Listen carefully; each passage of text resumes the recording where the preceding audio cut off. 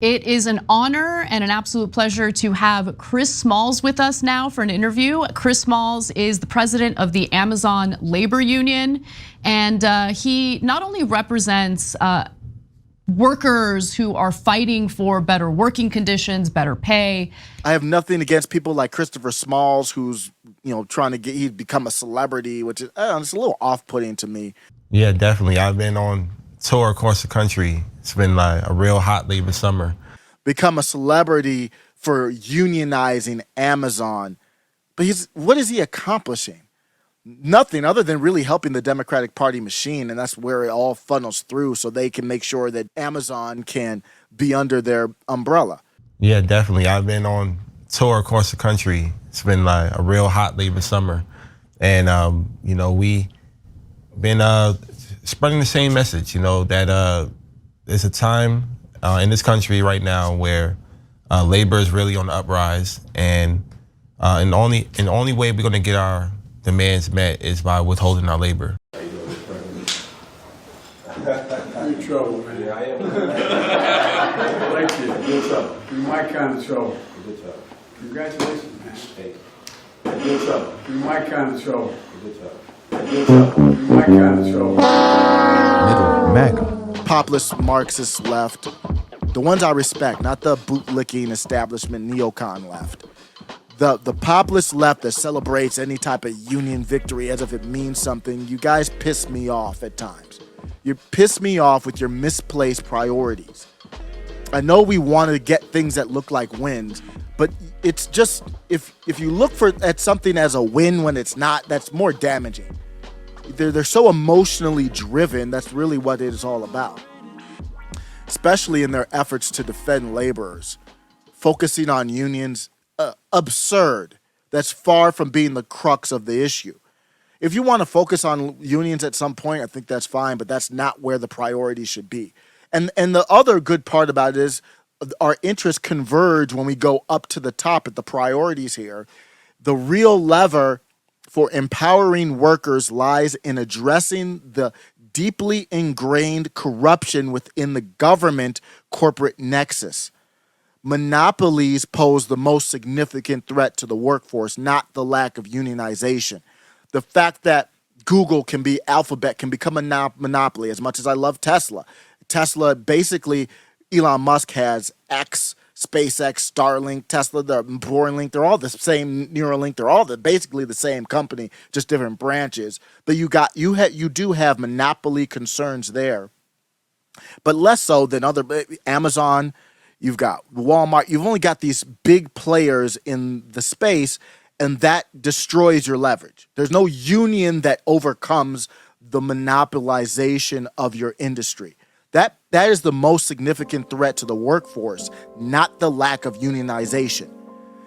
When the government not only fails to shield us from monopolistic practices, what is the purpose of the government if it can't keep us safe in the streets? We're paying tax dollars, but I'm looking at the federal government here. What's the purpose of the federal government if it can't protect us from monopolies?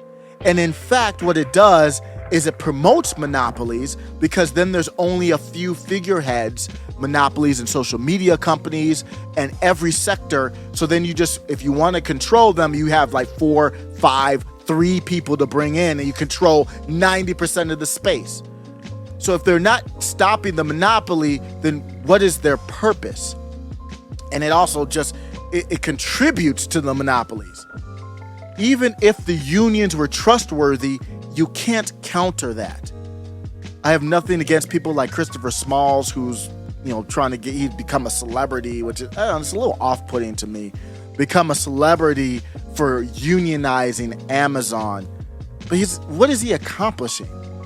Nothing other than really helping the Democratic Party machine, and that's where it all funnels through so they can make sure that Jeff Bezos out, but Amazon can be under their umbrella. The government's just a corporation that competes with other corporations and wants to control the other corporations. And the left also, they go after the CEOs.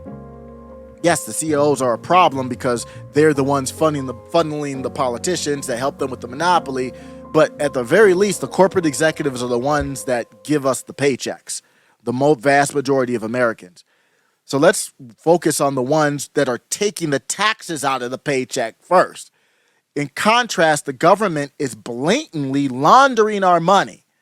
The ones that these 17 unions have supported Joe Biden in 2024, they're supporting the dude who is openly laundering our money through whatever country now. It's China one moment, it's Ukraine the other moment, and rigging our elections, prioritizing going after the C-suite CEOs over people who we pay to represent us is absolutely ridiculous. Corporate executives at least have to balance their books. Even local governments have to balance their books. The federal government's breaking them off now so they don't have to, but they do have to balance their book. The federal government doesn't, though. The federal government operates as a corporation with guaranteed revenue through tax dollars and printing money if they want, borrowing it, guaranteed revenue stream, and they still overspend and borrow money. That creates inflation, which is nothing more than a hidden tax that destroys the working class. The inflation tax affects everyone, but if you have more money, you can buy land, you can buy homes, you can buy tangible things that are more inflation proof. If you're a worker, you can't just go out and start buying homes and yachts or whatever else, even if yachts might appreciate in value, or even sports cars, these high value things, believe it or not, these collectible sports cars and all that, like Andrew Tate has, those are actually inflation proof. They're part of the reason why he buys those things is inflation. And so they're creating inflation, destroying the middle class, and the unions that you support are endorsing it. Our own representatives pilfer our earnings, neglect financial accountability. Remember, Matt Gaetz was trying to fight too, and the MAGA, not successfully, but to get them to balance the budget. And people on the populist left, they go against Matt Gaetz. They go cheer for the unions, but against Matt Gaetz on that. And I have a problem with Matt Gaetz and everybody else, but on that topic, we should be aligned. The Defense Department can't pass an audit. And they're all standing in opposition to the workforce. The same guy you say he's the most friendly labor union guy ever because he went out and did a photo op with the striking union workers. And what are our representatives borrowing the money from the middle class for? They're not borrowing the money to bring jobs back here, to build up our cities. It's to bail out asset management firms. Remember, that was the clip that we saw from Bill Maher, from Crystal Ball. We had to spend $6 trillion. Okay, but how about the forever trillions that the Federal Reserve shot at Wall Street? For some reason, people don't get upset about that. How much? What'd you say? Fueled the trillions of dollars the Federal Reserve shot at Wall Street to backstop the stock market and the bond market. No one gets upset about that, even though that was a massive I don't know what factor in you're talking inflation. about. What do you mean shot? Where she was like, oh, yeah, we all acknowledge they're bailing them out. And they're not using that money here in the U.S. That's what China does. They use that money to build up infrastructure. They're using it to pay off defense contractors and skim a little bit off the top for themselves. And they highlight Joe Biden. His actions in Ukraine are perfect example of this problem. I don't hear the unions talking out on this. He's at the forefront of the financial irregularities there. Yet organizations like the UAW turn a blind eye and even support him. I love y'all on the West, but on the left, but you're financially illiterate. You have no financial acumen. Remember, Matt Binder was on with Tim Cool, didn't even know anything about the money supply. My criticism of Build Back Better, for the most part, was the economy is imploding. So my perspective on a lot of these things has less to do with what a perfect society can and should do, and more so like, have you looked at the M1 money stock recently? No. Let me pull that up for you. Do you know what this is? What it represents? Honestly, I'm not familiar with this. Does this look shocking? This spike? Sure. Does it look shocking compared to going back to 1960 in terms of our money supply? Sure. Something weird is going on. And if you look beyond the major spike, this is the M1 money supply.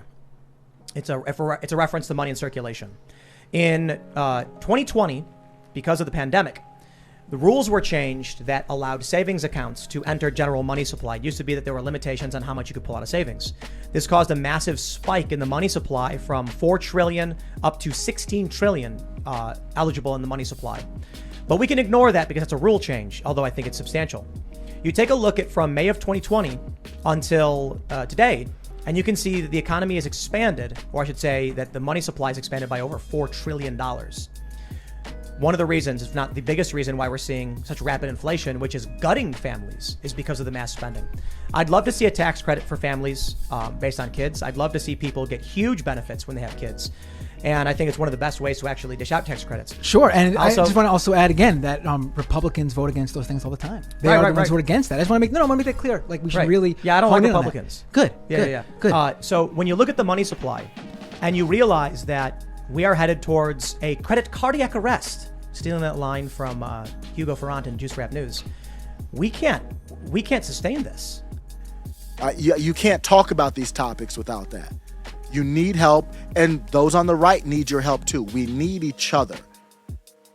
And I think Donald Trump, for whatever you think about him, he calls out the right stuff. He calls out stuff that I think a lot of people in the corporate world wish he didn't. Here he is calling out the yacht stuff, and I'm out. As I look at the sidewalks are all cracked and dirty, and yet we spend hundreds of billions of dollars, we spend trillions of dollars giving that money to foreign countries, and we don't even know where it goes. You'll learn where it goes when you see these beautiful 400-foot yachts pulling up to the dock. Someday, how did he make so much money? Let's not talk about it. You'll see what's going to happen. Middle MAGA.